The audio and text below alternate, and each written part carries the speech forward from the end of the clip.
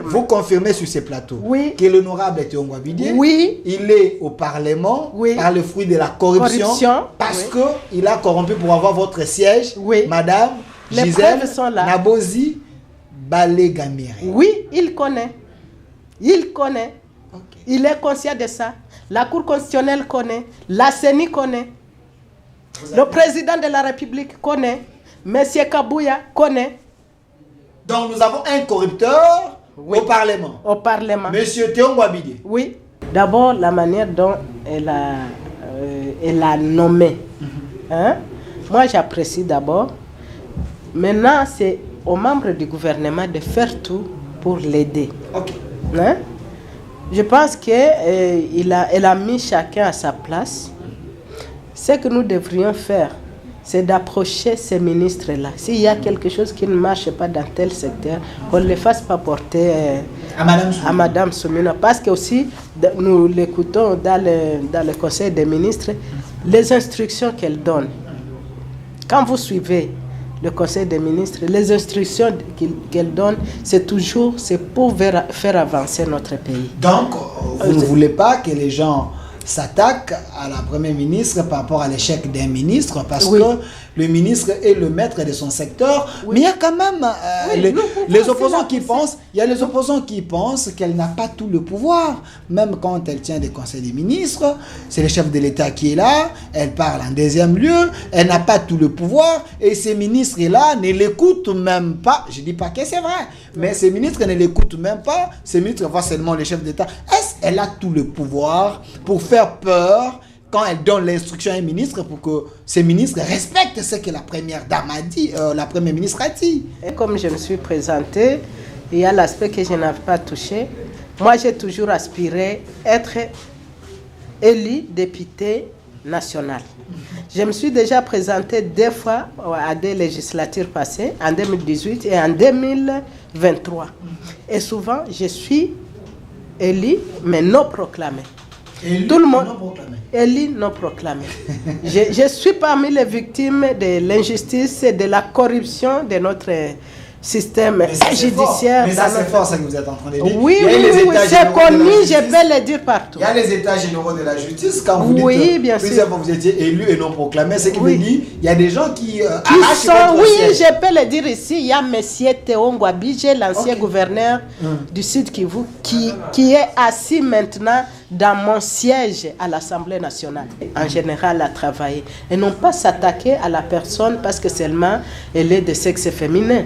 C'est ce que nous avons noté. S'il serait attaqué au gouvernement, à la gestion globale du gouvernement, parce qu'il n'y a pas que Mme Soumina, elle a toute une équipe qui travaille dans différents secteurs. Il fallait qu'il se limite aux critiques du gouvernement.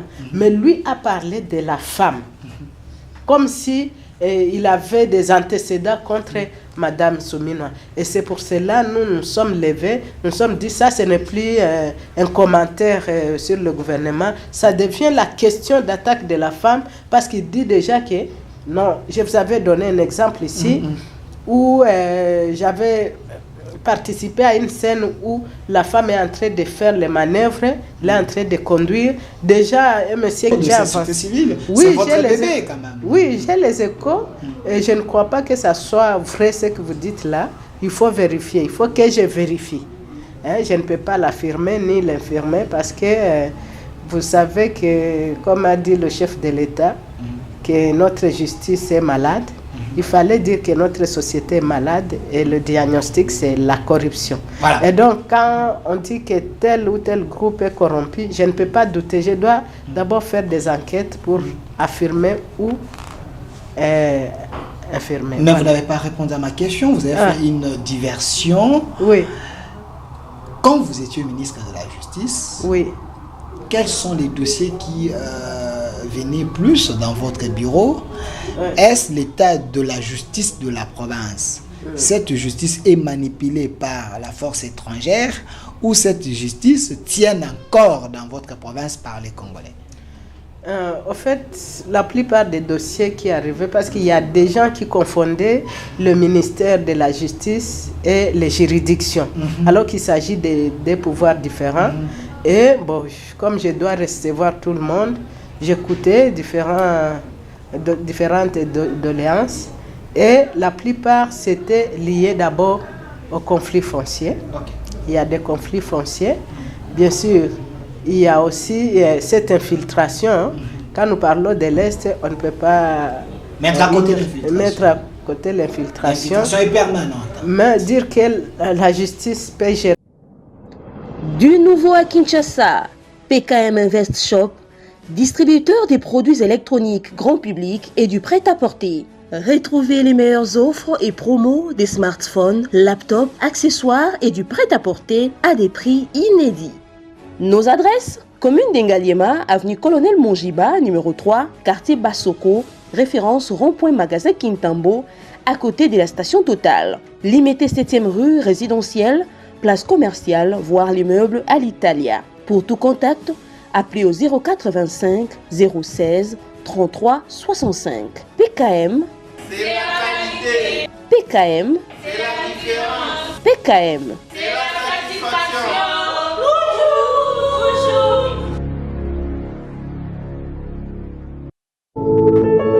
Puisque nous sommes tous Congolais, nous n'avons qu'une seule nation, la République démocratique du Congo, notre patrie. Nous avons le devoir de l'aimer et l'obligation de la faire développer à travers notre sens patriotique et nos belles actions. Chers patriotes, il est temps.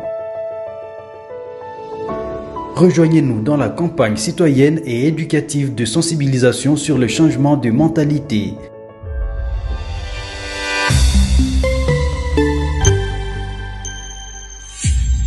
Zala, bon citoyen.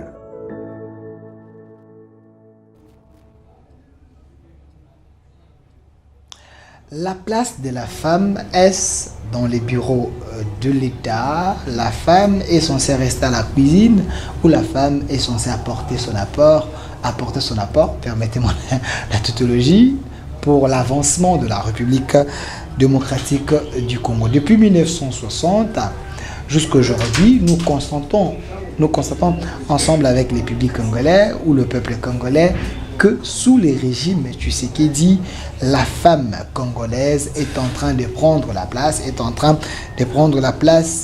que les hommes estimaient que c'était leur place. Aujourd'hui, pour la deuxième fois, nous allons recevoir pour vous dans cette émission, votre émission Au Centre, une émission qui est en direct sur notre chaîne YouTube Au Centre TV et sur Delcast Télévision. Vous êtes en train de nous suivre un peu partout et aussi l'émission passe sur 10e rue Télévision, le temple de la démocratie. Aujourd'hui, nous recevons pour vous Madame Gisèle Nabozi Balegamire.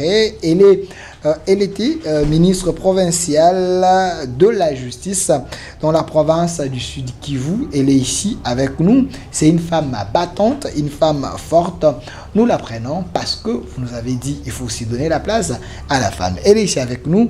Madame Gisèle Nabozi Balegamire, soyez le bienvenu. Merci, monsieur le journaliste.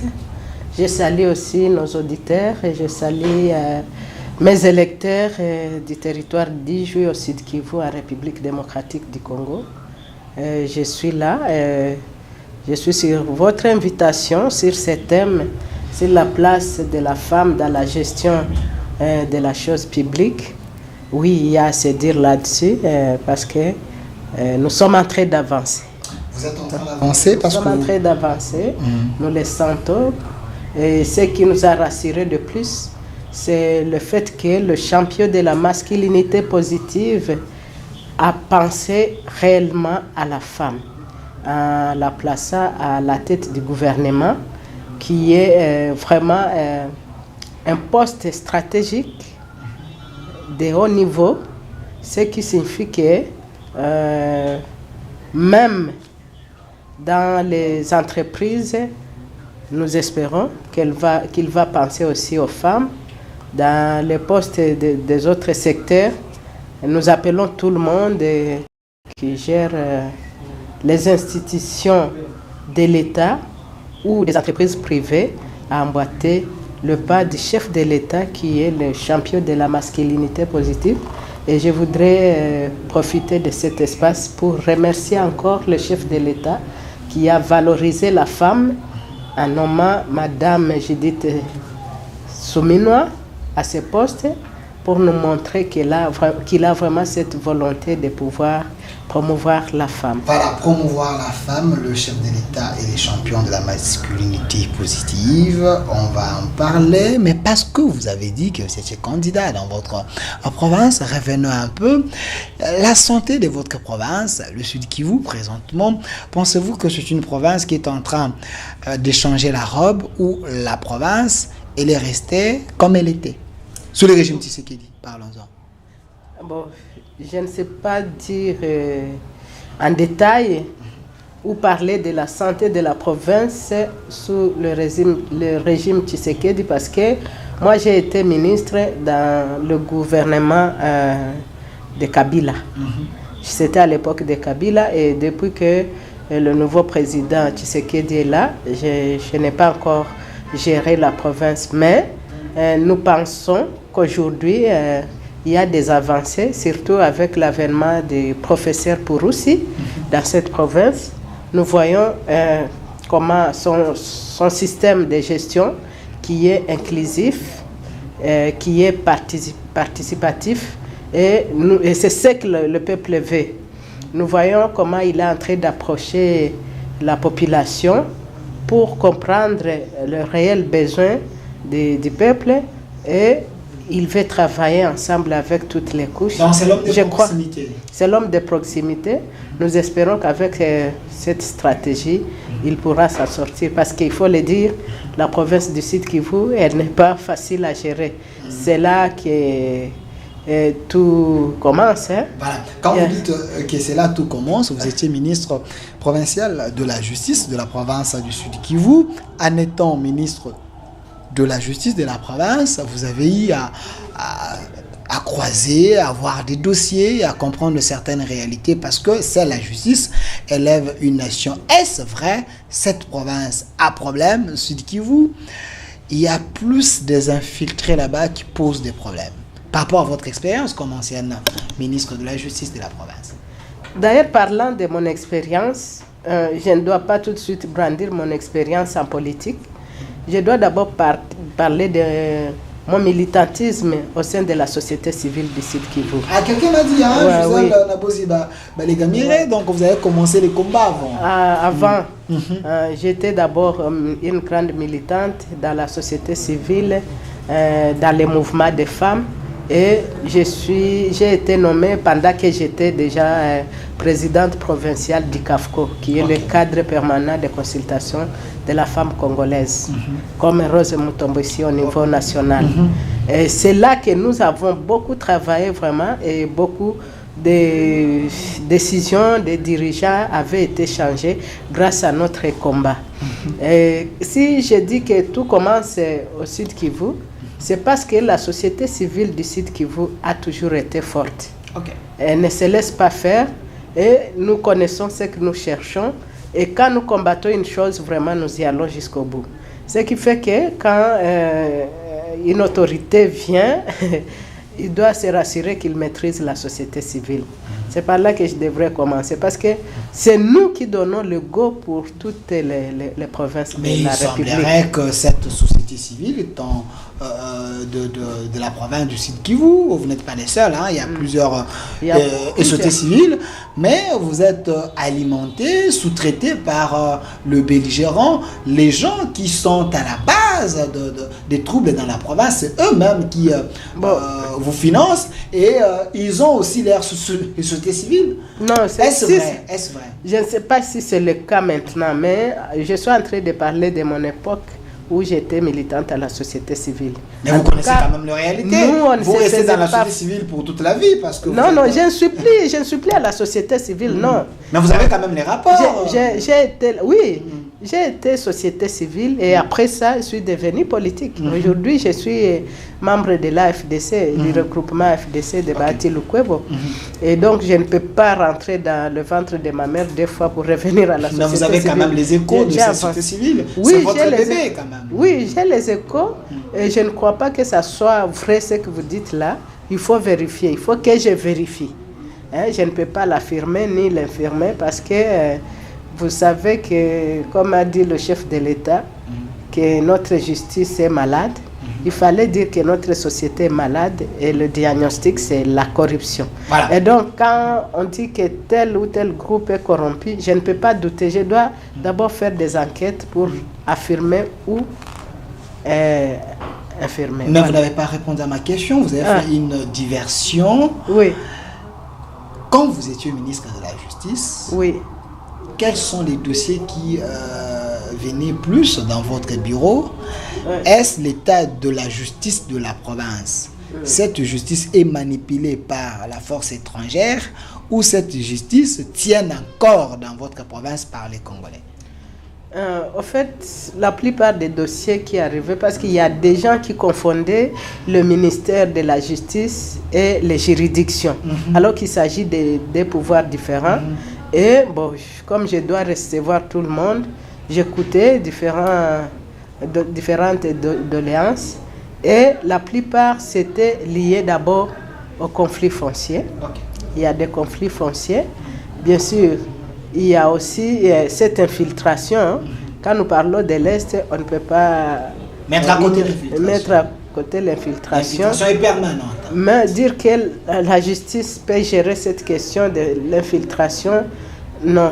À notre niveau, non. Et surtout pas au niveau de la province. C'est une question qui doit se jouer au niveau national. Du gouvernement central. Mais vous parlez quand même de réalité sur place. Les réalités, bien sûr. Il y a des étrangers qui sont là-bas. Des hommes forts qui faisaient leurs lois dans la province parce qu'ils sont influents.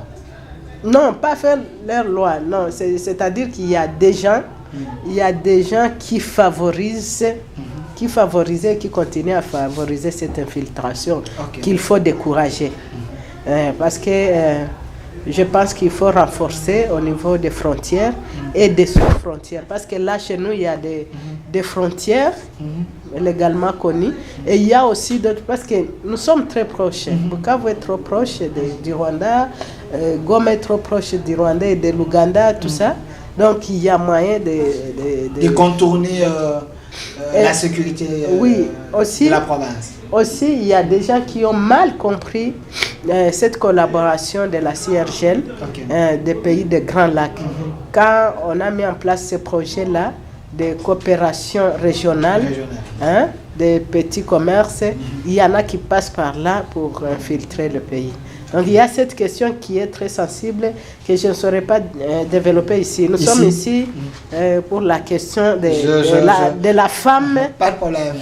Dans le gouvernement. Donc je ne peux pas aborder des questions sensibles. Je sais qu'il y a des assises au niveau de la région qui impliquent les présidents, dont je ne peux pas me permettre d'aborder quand je parle de la place de la femme. Comprenez Bien sûr, nous pouvons jouer notre rôle de plaidoyer, qu'on tienne compte des revendications des femmes, de pouvoir participer aux assises, aussi de tenir compte de nos recommandations que nous avons toujours données chaque fois qu'il y a des assises. Merci Madame Gisèle Nabouzi-Balégamire. Je précise, elle fut ministre de la Justice du Sud Kivu. Aujourd'hui, elle est cadre dans les regroupements AFDC du professeur Bahati Lukwebo, le premier deuxième vice-président de l'Assemblée du Sénat. Alors, parlons-en parce que la thématique d'aujourd'hui, l'apport de la femme dans la gestion de l'État, parlons-en. Récemment, je vous ai vu avec Madame Souminois, mais la question d'abord... Au début ici, vous avez dit, vous félicitez le chef de l'État d'avoir nommé l'une des meilleures femmes et intelligentes de la République. Mais quand même, les hommes pensent que notre première ministre, Souminois, elle est essoufflée. Donc, elle n'arrive pas à relever les défis. Est-ce le cas? Je pense, vous nous avez vu la semaine passée ici.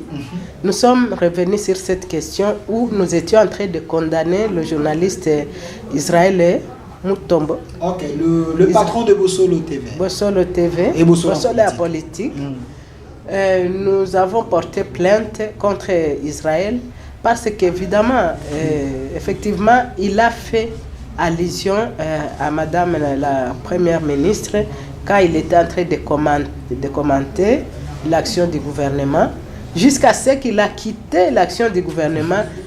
Il est venu s'attaquer à Madame la Première ministre. Personnellement Personnellement, parce que lui-même avait dit que même avant sa nomination, il pressentait, alors qu'il ne l'avait pas encore vu à l'œuvre comme Premier ministre, et que lui ne voulait pas qu'on puisse nommer la femme à la tête. Israël Mutombo, que vous voyez ici, bon, c'est un journaliste, hein, je n'encourage pas l'impolitesse. Si vous sentez qu'il avait déplacé les mots, c'est à la justice de voir, mais quand même, c'est un journaliste. Il peut avoir ses opinions. Est-ce quand vous devenez ministre ou Premier ministre, vous êtes épargné des critiques positives de l'opinion ou des leaders d'opinion? Non, écoutez, oui, nous sommes dans un pays démocratique où tout le monde peut s'exprimer sur l'action du gouvernement, c'est permis, mais il y a quand même des limites. Et quand tu critiques l'action du gouvernement, il faut montrer que tu es en train de vouloir améliorer le quotidien du peuple. Que tu es en train de vouloir, que tu es en train de pousser les autorités en général à travailler et non pas s'attaquer à la personne parce que seulement elle est de sexe féminin. Okay. C'est ce que nous avons noté. S'il serait attaqué à la gouvernement, à la gestion globale du gouvernement, parce qu'il n'y a pas que Madame Soumina, elle a toute une équipe qui travaille dans différents secteurs. Il fallait qu'il se limite aux critiques du gouvernement. Mais lui a parlé de la femme, comme si il avait des antécédents contre Madame Soumina. Et c'est pour cela que nous sommes levés, nous sommes dit ça, ce n'est plus un commentaire sur le gouvernement, ça devient la question d'attaque de la femme, parce qu'il dit déjà que, non, je vous avais donné un exemple ici, où j'avais participé à une scène où la femme est en train de faire les manœuvres, elle est en train de conduire. Déjà, un monsieur qui était à côté, quand la femme a fait l'erreur, le monsieur a dit « qu'est-ce que je disais ?» Alors que la femme n'a pas cogné quelqu'un, mais si c'était un homme qui faisait les manœuvres, peut-être qu'il passerait sans... Tout le monde, quand on met la femme à un poste de responsabilité, il y a une fixation déjà. Il y a une fixation déjà du côté négatif, qui s'attend toujours à l'échec. Et à l'échec, parce que c'est une femme. Nous avons rencontré la première ministre. La première ministre Soumina. C'est samedi ici, 9 novembre 2024. Nous avons vraiment passé la journée avec elle et nous a approchés comme femme leader.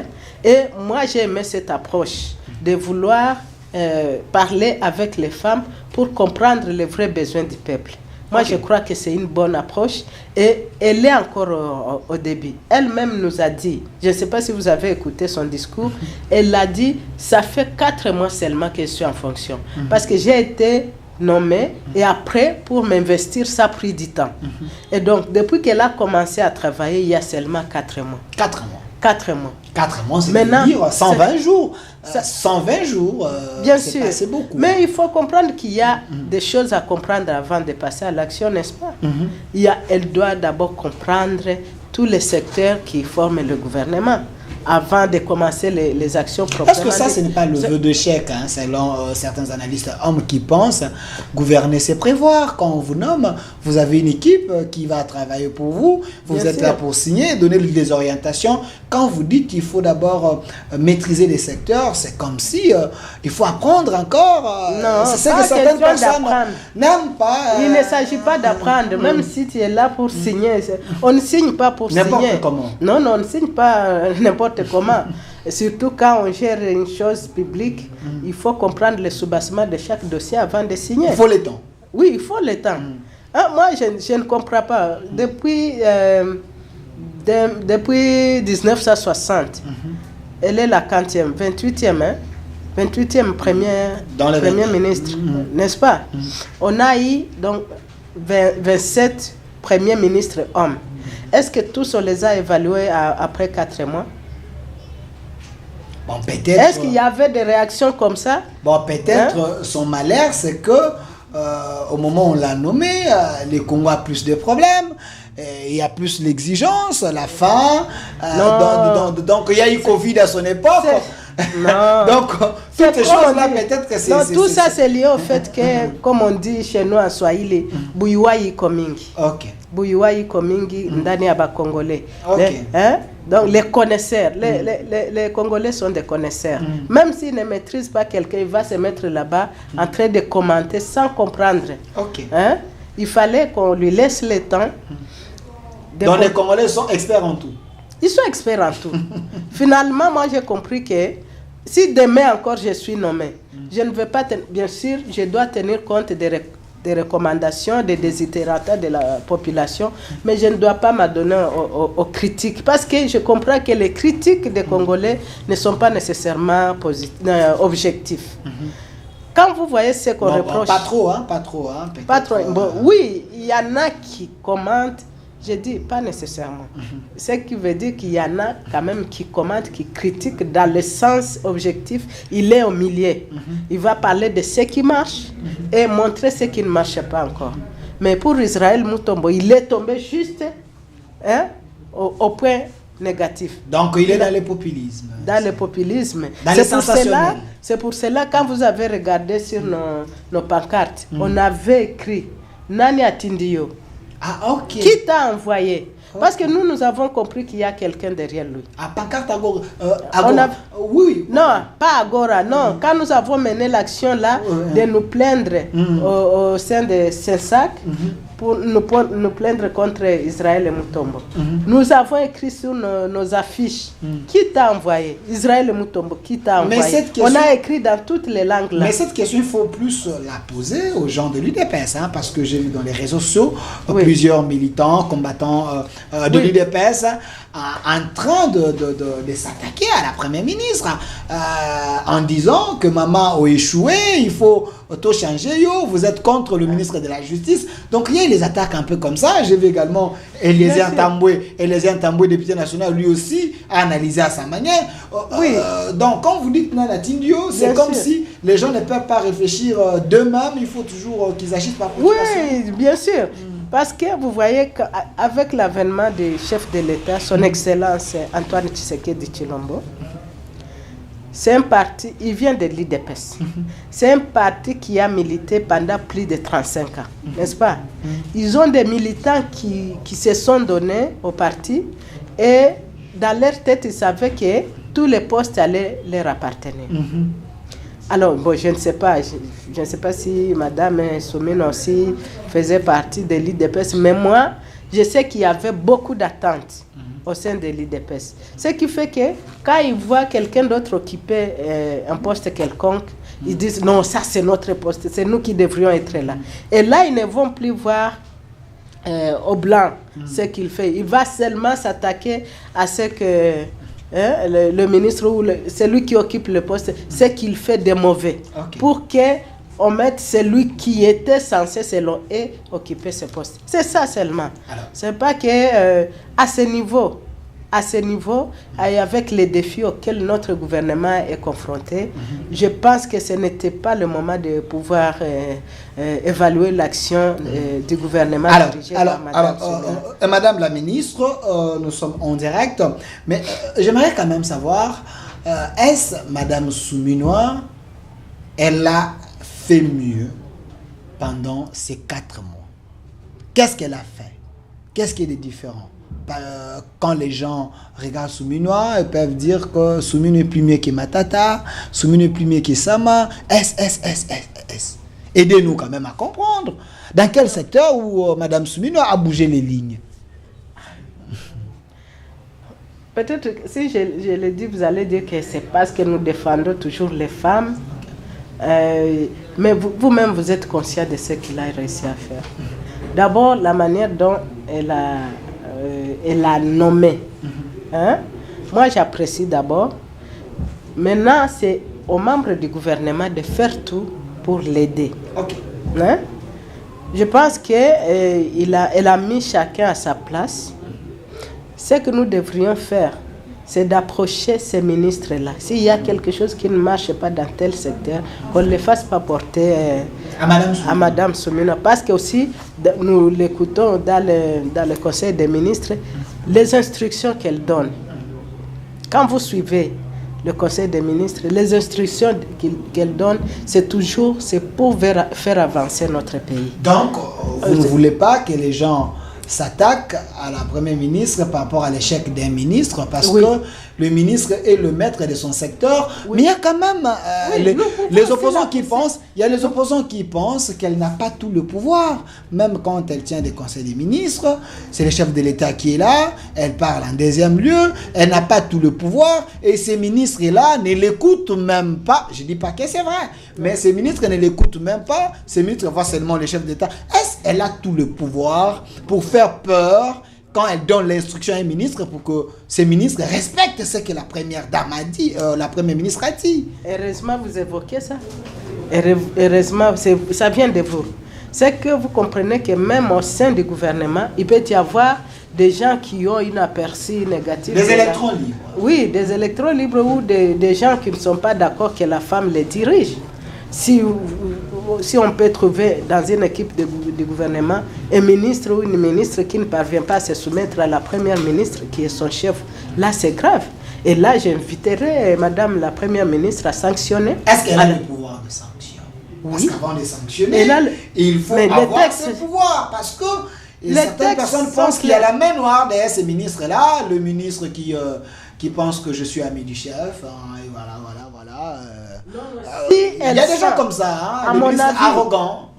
À mon avis, si elle sent qu'elle n'a plus le pouvoir sur les ministres, je peux lui demander, à mon avis, de démissionner, de menacer de démissionner, parce qu'on ne peut pas lui faire porter un gouvernement qu'elle ne saura pas contrôler.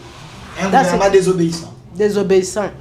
Si on ne lui permet pas de sanctionner, dans ce cas, elle démissionne et elle montre pourquoi elle démissionne. Si on ne lui laisse pas tout le pouvoir, le champ libre, tout le pouvoir de pouvoir agir et donner des injonctions au ministre, dans ce cas, en tout cas, je peux lui conseiller de démissionner. Et là, elle sortira tête haute. Donc vous ne Parce voulez que pas... le changement que nous voyons, elle est en train de chercher. Si les gens viennent au gouvernement avec d'autres intentions, c'est sûr qu'elle ne parviendra pas. Et là, la faute, c'est que je voudrais éviter aux Congolais qu'on ne puisse pas faire porter tout à la première ministre. C'est la chance que nous avons, la première chance, nous devons la sauvegarder. D'avoir une femme à la tête. Peut-être aujourd'hui, vous n'allez pas le sentir, mais tu as une maman, tu as des sœurs, peut-être tu as une épouse, je ne sais pas si tu es déjà marié. Je suis marié quand même. Comme tu es marié, tu connais les avantages d'avoir une femme à côté de soi. Et donc, je crois que nous devrions accueillir Madame Souminoa comme une opportunité. Et tout le monde devrait s'activer pour l'accompagner.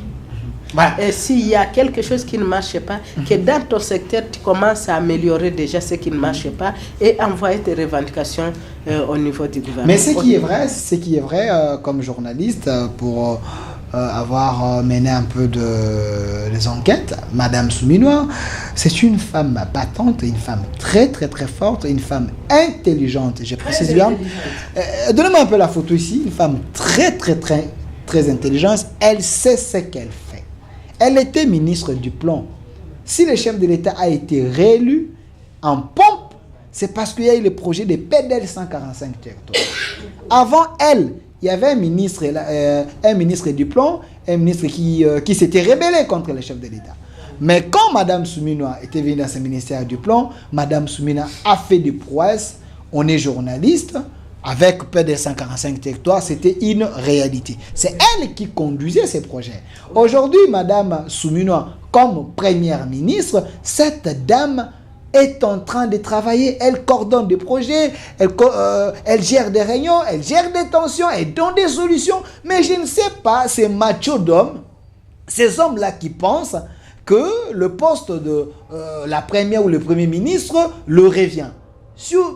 Ils ont quel droit pour chercher à nuire une grande dame qui est en train de faire des prouesses? Le chef de l'État n'a pas placé sa confiance en elle pour rien. Le chef sait que la dame a des compétences. Cette femme, dans le gouvernement précédent, elle avait travaillé plus que les hommes. Si tu es un homme, tu es dans la distraction, tu es un Balthazar. Et c'est quoi le problème de Mme Souminoa? Mme Souminoa travaille pour donner des résultats aux Congolais. alors moi, j'interpelle les hommes machos, les ministres têtus, les ministres rebelles, les ministres impolis, les ministres qui ne respectent pas l'autorité de la première ministre. Ces ministres-là, en réalité, il faut les sanctionner, ils doivent quitter le pouvoir. Oui.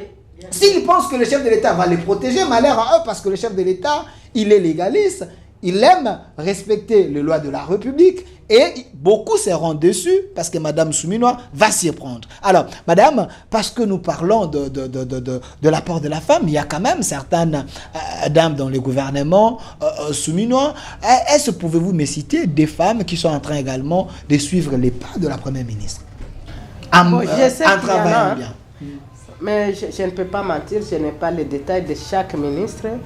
Mais au moins, on peut citer la ministre des Droits humains. Oui, Madame Chantal Tchambou, qui est en train quand même de prendre l'élan et nous espérons qu'elle va... Mais ce ministère, on ne communique pas. Oui, ministère des Droits humains, apparemment on ne communique pas, on ne comprend pas. Mais il y a des hommes, il y a des dames. Vous allez avoir des il y a des dames quand même capables à relever les niveaux. Mais elle va communiquer. Nous avons besoin d'elle ici chez notre 10e télévision. Oui, elle va communiquer. Et là, elle communique peut-être, elle n'est pas encore arrivée à votre chaîne. Il faut envoyer. Mais c'est le temple de la démocratie, disait Marie quand même.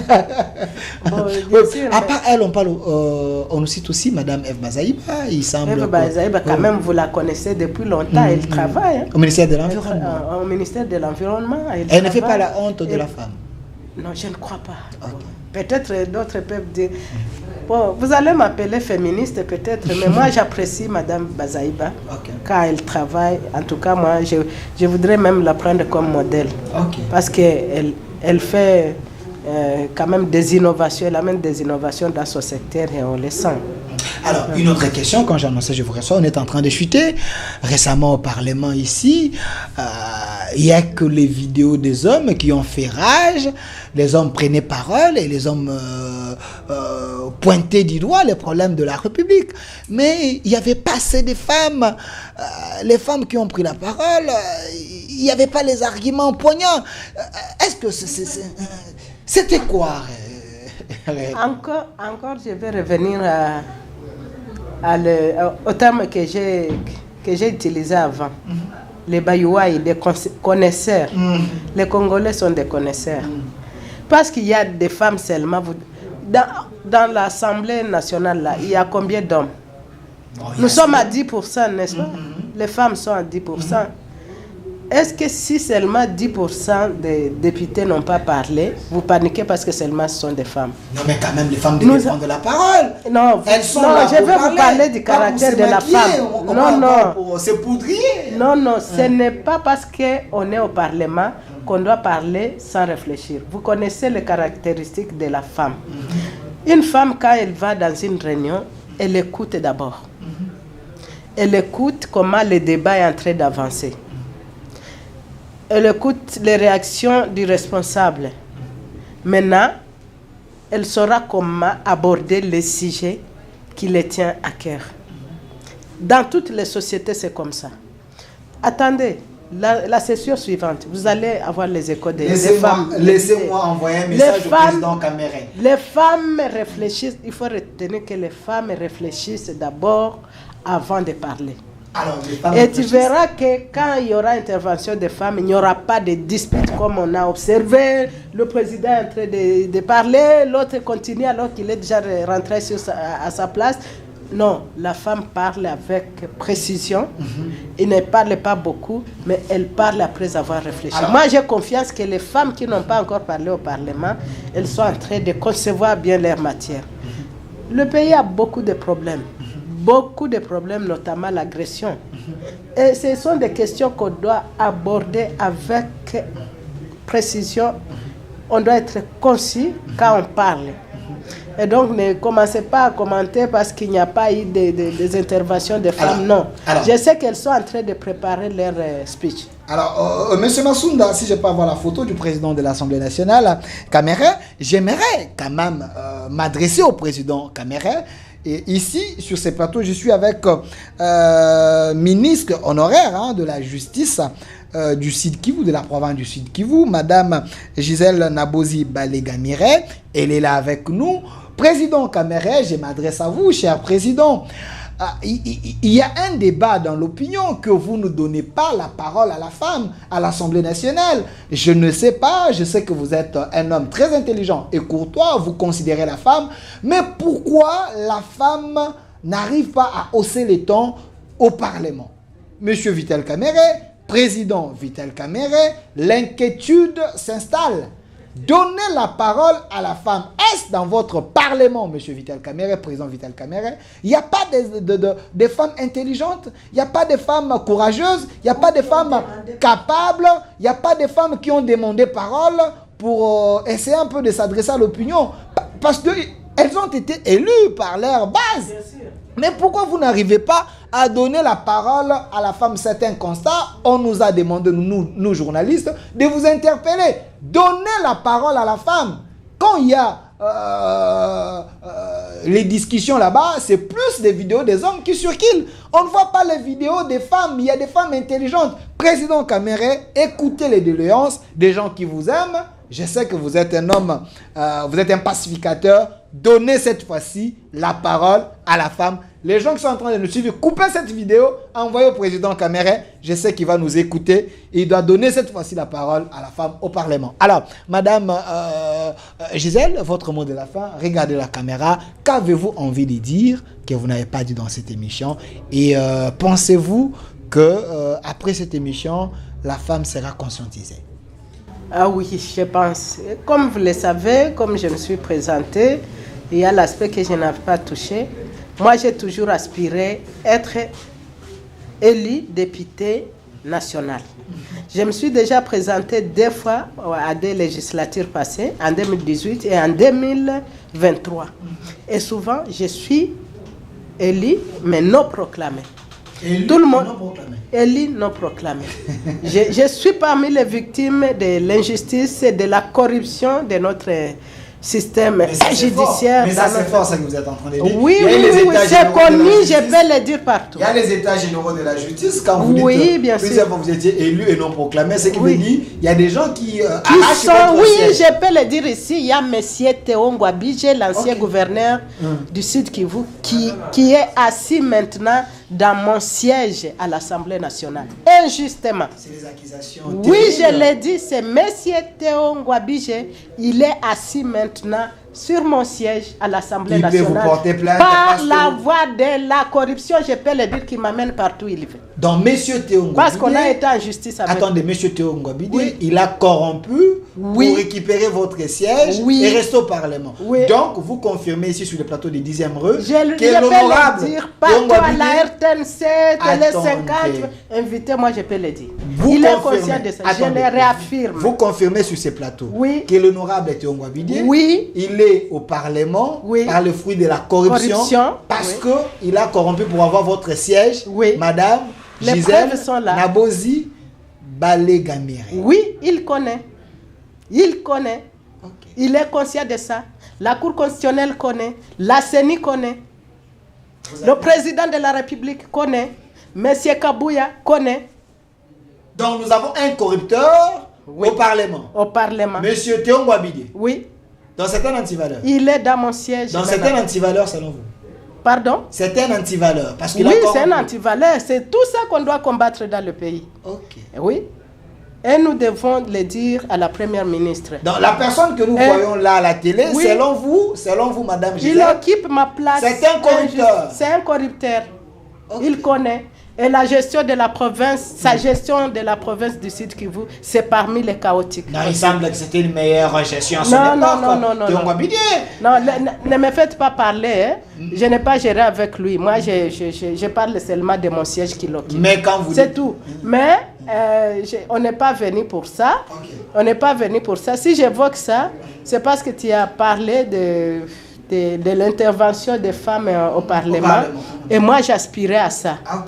Je ne dis pas que je serai parmi les premiers intervenants parce que j'ai dit que la femme réfléchit d'abord avant de parler. Peut-être que j'allais intervenir même après parce qu'il y a même beaucoup de choses. Si je me fais inviter comme ça, c'est parce que j'ai cette passion de pouvoir défendre la population.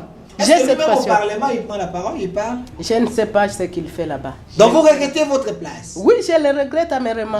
Parce que j'ai des choses que je devrais proposer et qui allaient améliorer la vie des Congolais en général et en particulier les insulaires qui m'ont voté. Okay. Les insulaires d'Iju. Je viens du territoire d'Iju au Sud Kivu. Donc, Théo Ngwabili a arraché votre siège par la corruption. Ouais. Moi, je mets avec mes propositions de loi, mes suggestions au niveau de l'Assemblée nationale, mais je sais que ça arrivera. Je sens que vous êtes... Un jour, nous espérons qu'un jour, la corruption sera vaincue dans notre pays. Et c'est alors que je vais passer, parce que je jure, ne pas passer par tricherie. Jamais. Okay. Il y a mes compagnons d'élite qui me condamnent, mais toi, pourquoi tu ne passes pas par la corruption? Moi, je leur dis, en tout cas, depuis mon cursus, depuis l'école primaire jusqu'au niveau des masters, je n'ai jamais triché. Et ce n'est pas parce que je cherche le pouvoir que je dois tricher. Maintenant, là, je suis en train de défendre le peuple sans... Bon, la seule différence, c'est que je ne parviens pas à toucher mes émoluments. Mais je continue à défendre le peuple, je continue à défendre la population qui m'avait élu. Donc, dans votre province, dès que vous rentrez là-bas, votre base vous identifie comme leur élu, qui a été massivement élu par eux, mais arraché par M. Théo Ngwabili, qui a volé la chaise. Je l'ai dit, je peux lui dire ça en face, il est conscient. Merci quand même d'avoir répondu à notre invitation, Madame Gisèle Nabosi Balégamire. Retenez que la femme paie. C'est parce que les hommes essayent de monter des mécanismes pour tirer la femme en arrière. Et ce qu'on dit de la femme aujourd'hui, Madame Judith Soumino à la tête du gouvernement, c'est pouvoir encore mettre en place des manœuvres pour la tirer par derrière, pour montrer qu'elle a échoué. Mais nous continuons à affirmer qu'elle est capable, elle est intelligente, elle peut travailler si on lui laisse la liberté d'agir. Merci. Nous demandons au président de la République de ne pas se mêler. Bon, il doit se mêler bien sûr parce qu'il est le chef suprême, mais de suivre Madame Soumino, mais ne pas la contraindre, ne pas étouffer ne pas asphyxier son pouvoir, lui laisser le pouvoir de pouvoir redresser les ministres qui ne sont pas soumis, mais aussi de prendre des actions qui sont utiles pour notre population. Merci. Voilà. Merci Madame Gisèle Nabosi Balégamire, ministre de la Justice honoraire de la province du Sud Kivu. Merci. Je suis là militante pour les droits humains. Merci d'avoir répondu à notre invitation, mais j'ai senti que vous avez parlé avec votre cœur, surtout quand on a cité les noms de M. Théo Ngwabili. Vous avez dit il a volé votre siège par le pouvoir de la corruption. Vous pouvez lui dire c'est là, même en face. Vous avez même dit Kabouya c'est dans la Cour constitutionnelle. Tout le monde, ils ont la connaissance qu'il y a un député là-bas au Parlement au fruit de la corruption. Oui. Merci d'avoir répondu. Connu. Et il n'est pas le seul. Merci d'avoir affirmé cela sur notre plateau. Le droit des réponses est garanti. Merci à l'équipe qui m'a accompagné, M. Massounda, le réalisateur attitré de cette émission L'Homme Intelligent. M. Massounda est assisté par M. Golf, M. Golf, le maître de l'école. Et de l'autre côté de la réalisation, M. Enoch, un jeune très pertinent et intelligent. Elle réalise comme le réalisateur du film de Jésus-Christ. Et derrière la caméra, Fatouma, et côté caméra numérique, Germain qui était là. Côté YouTube, Rachidi, assisté par M. Kenny Mavinga, une autre RDC. Est possible. Cette émission est déjà sur notre chaîne YouTube, au Centre TV et Delcas Télévision. Restez fidèles à nos programmes, laissez vos commentaires et abonnez-vous. Au revoir. Merci.